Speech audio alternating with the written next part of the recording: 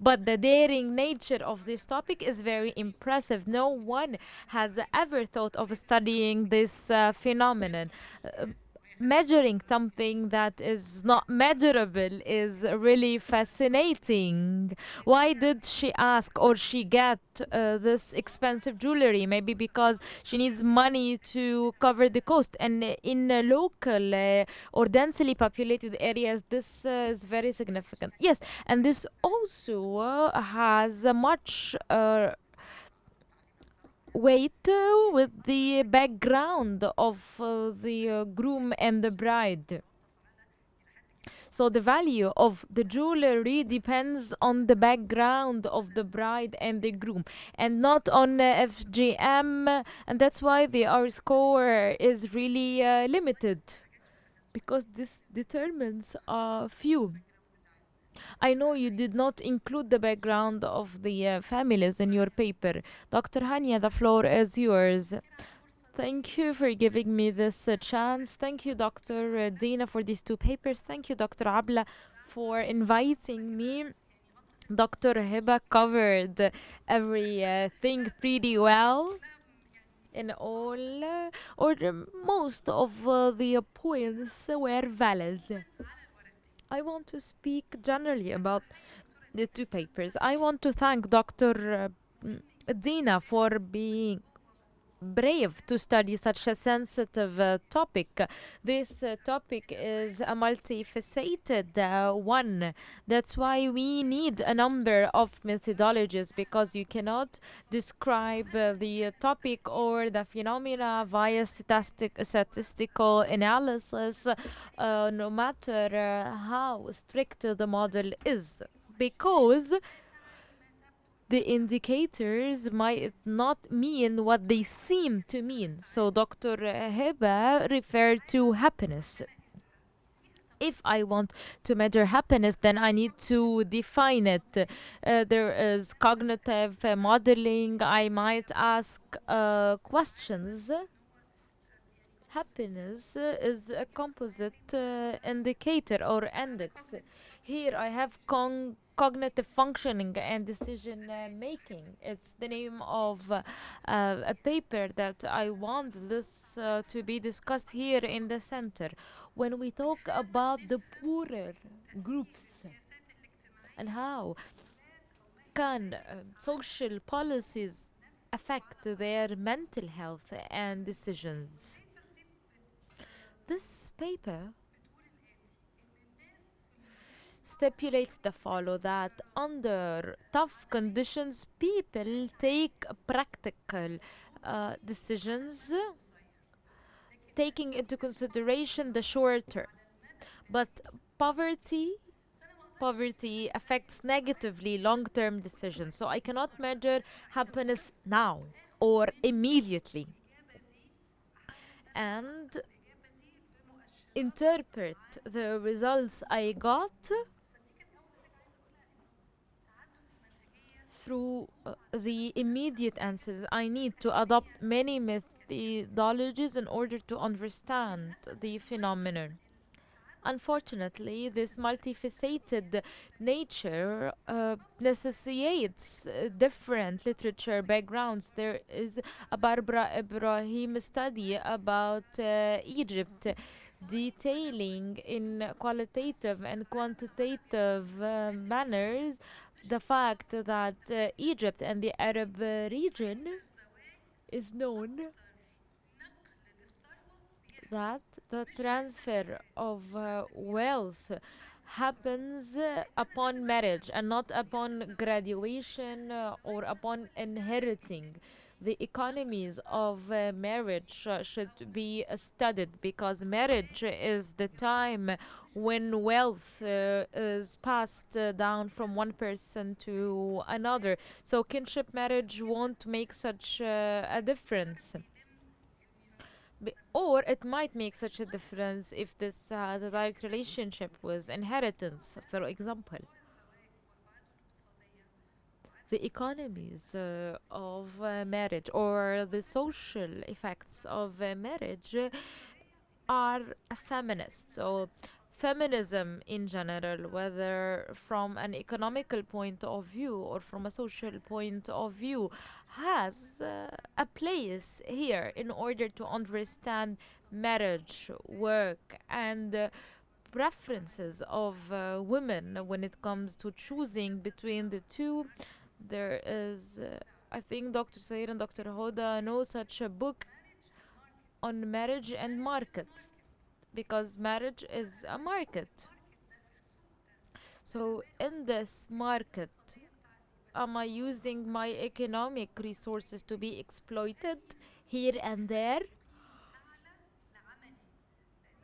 And which market places a value on my work? Because I also play a care role. And this is the case in light of the theory used in the book on marriage and in markets. So Dr. Dina used the youth survey, which is not the best to be used. The PLMS and other surveys have much to do on marriage jewelry, and they're also updated.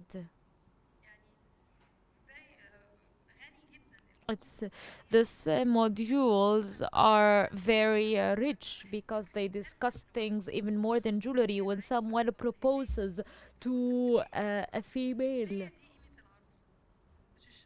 what about the gift they bring? What about the box, the package?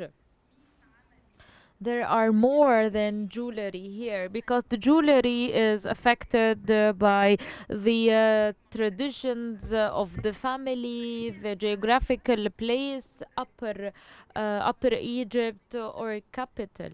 But there are other subtle signs, like for example the first gift placed on the table, because also this gift presented in the first meeting is like non-refundable.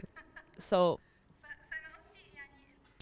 the point I'm trying to drive home briefly is that it's very good to discuss such issues, but through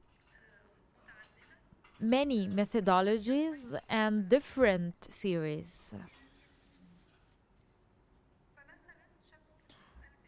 So, for example, jewelry reflects the financial situation of the groom. So, I cannot say that this jewelry reflects the value of the bride without studying the background of the two spouses. Is that the only money the groom has? So, for example, if we say that the money used to buy this jewelry has a certain meaning for the groom, because this reflects the financial ability of the groom. In addition, there is a problem when it comes to mixing formal and informal manifestations. So, for example, with jewelry, there are other things or other gifts. Maybe they paid less to get the furniture because I asked for a more expensive jewelry. Maybe there was a bargaining power involved in this case. So I'm a bit concerned with using the jewelry as a proxy or as a reflection of the value of the bride. Second, here, I'm not really clear about FGM and kinship marriage. You said that these have no effect on marital happiness. Okay, I can agree with you, but let me tell you that this might be due to the weak nature of the survey, because kinship marriage, whether from the maternal or parental side, is known. But usually it's both. So sometimes the groom is the cousin from the maternal and paternal side. So are we really clear on the definition of kinship marriage? We need to be really sensitive when it comes to using these terms, and we need to have a set of detailed data in this regard. Also, using FGM here, is a bit problematic because if a girl were cut long time ago, then the effect of such a procedure might not be felt due to the lapse of time. Also, maybe a girl will be married in a place that gives no attention to FGM. And let me tell you that many men will not be able to tell if the girl were cut or not. To cut a long story short, here in this paper, there are some parts that depend on a set of evidence and analysis, while other parts are impressionistic. And you presented these impressionistic parts as if they are supported with evidence. When you say that people don't care about dowry, you did not substantiate this claim. So, in many parts, you wrote that the value of well-educated women is less. You need to reference these parts or to explain or to define, for example, with time and place. Also, the sex ratio. I think the variables are not sensitive. I would like to refer to a very important aspect, especially on the marital happiness paper.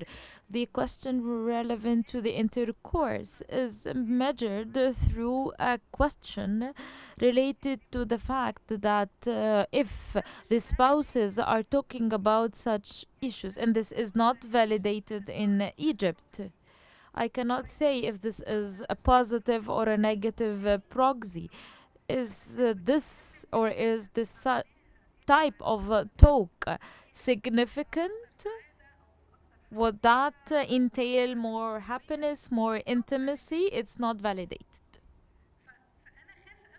That's why I'm a bit concerned about using a piece of information taken from a source that recommends such a thing while it's not appropriate for the culture here. Last thing I want to refer. Yes, we need social policies for everything. The two papers study the youth survey of 2009, and the raw data were even collected 2 years earlier. I think in here we're referring to 2006, 2007, because you need to take into consideration the data collection, the data analysis. And as you say, the age group in this survey is broad. So you were just referring to a sample or a subgroup of the main group. And then you study who's married, who's unmarried, who's inhibition couples. So the sample is getting smaller and smaller. So you cannot claim that you reached conclusive findings. You might want to say that we need more innovative methodologies to measure such phenomena, and through the analysis you might come up with a way to research instead of coming up with a set of recommendations or findings. Why so?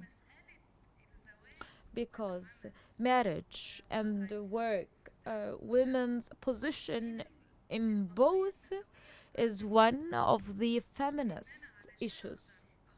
In order to study this topic and refer to the important issues like the representation of women in the labor market, the different aspects of marriage market, the fact that there is a shift in the modalities of marriage. And Dr.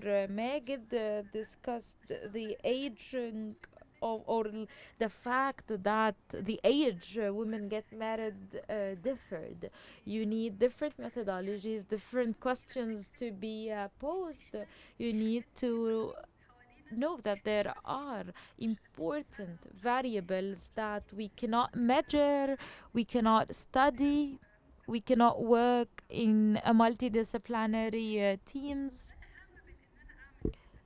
and this is more important than asking for social policies, because social policies relevant to marriage is a bit problematic, because this might be interfering a lot with who shall marry whom and how much dowry or jewelry they should pay. So the holy nature of the marriage should be kept even in the literature review of our papers. We need to be sensitive when it comes to understanding versus asking for policy recommendations.